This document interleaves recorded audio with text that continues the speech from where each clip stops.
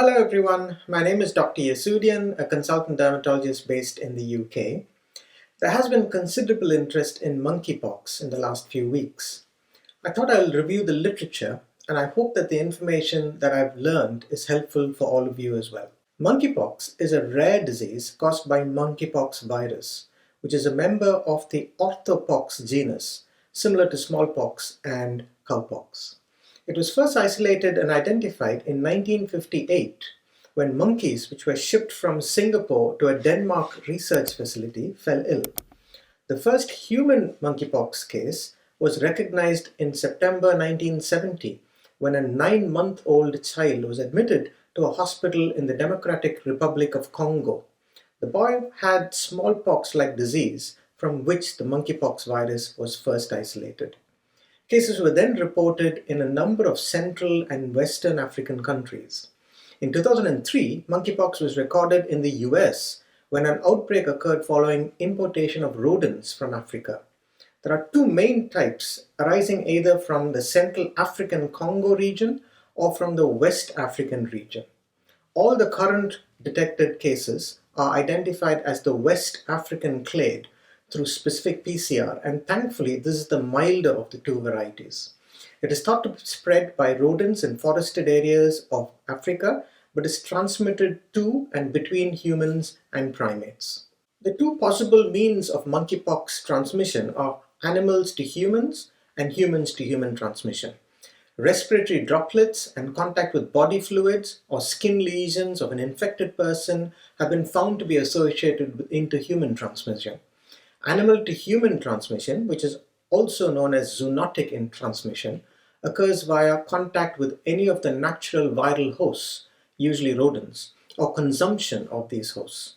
In addition, zoonotic transmission could occur by direct contact with the blood, body fluids, and inoculation from mucocutaneous lesions of an infected animal. Sexual transmission has also been suggested for infected individuals with groin and genital lesions. In the UK, sexual transmission seems to occur mainly in gays and bisexuals. The virus enters the body through the mouth, nose, and skin and replicates in the inoculation site and then spreads to the local lymph nodes. Next, it seeds the other organs. This represents the incubation period and typically lasts about 7 to 14 days with an upper limit of about 21 days. Initial symptoms include fever, headache, muscle aches, chills, fatigue, and lymphadenopathy, a key differentiating feature between monkeypox from smallpox. After 1 to 2 days, mucosal lesions develop in the mouth, closely followed by skin lesions on the face and extremities, including the palms and the soles. The rash may or may not spread to the rest of the body, and the total number of lesions may vary from a small amount to thousands. Over the next 2 to 4 weeks, the lesions evolve in 1 to 2 day increments through macular, papular, vesicular, and pustular phases. The lesions are between 2 to 10 millimeters in size, and they remain in the pustular phase for 5 to 7 days before crusts begin to form. Crusts desquamate over the next 7 to 14 days, and the condition resolves around 3 to 4 weeks after symptom onset in most cases. Patients are no longer considered infectious after all the crusts have fallen off. The clinical diagnosis of monkeypox can be difficult, and it's often confused with other infections like chickenpox. A definite diagnosis of monkeypox requires assessment by a healthcare professional and specific testing in specialist laboratories. In the UK, the Rare and Imported Pathogens Laboratory in Porton Down is the designated diagnostic laboratory. PCR is the preferred laboratory test given its accuracy and sensitivity. For this, optimal diagnostic samples are taken from the skin, which is fluid from the vesicles, pustules, and dry scabs. Suspected cases should be discussed with the infectious diseases service prior to submitting samples for laboratory testing. Currently, there are no specific clinically proven treatments for monkeypox infection. As with most viral infections, the treatment is supportive symptom management. The infected person should remain in isolation, wear surgical mask, and keep lesions covered as much as reasonably possible until all the lesion crusts have naturally fallen off and a new layer of skin is formed. Patients should be offered fluids and food to maintain nutritional status. Secondary bacterial infection should be treated as indicated. Studies have shown that vaccination against smallpox provides cross-protection against other pox species, including monkeypox. Most affected patients in recent outbreaks, however, were born after the cessation of smallpox eradication program. Individuals who've previously been vaccinated against smallpox were identified to have about 85% protection against monkeypox. A new antiviral agent called tecovirimat has shown to be effective against monkeypox in a recent study. There are reports of oral cidofovir also being helpful. For individuals exposed to the virus, temperature and symptoms should be monitored twice a day for 21 days because that's the accepted upper limit of the monkeypox incubation period.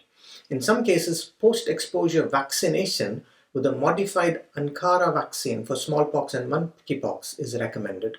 Contact between broken skin or mucous membrane and an infected patient's body fluids, respiratory droplets, or scabs is considered high-risk exposure that warrants post-exposure vaccination as soon as possible. According to the CDC, vaccination within 4 days of exposure may prevent disease onset, and vaccination within 14 days may reduce disease severity.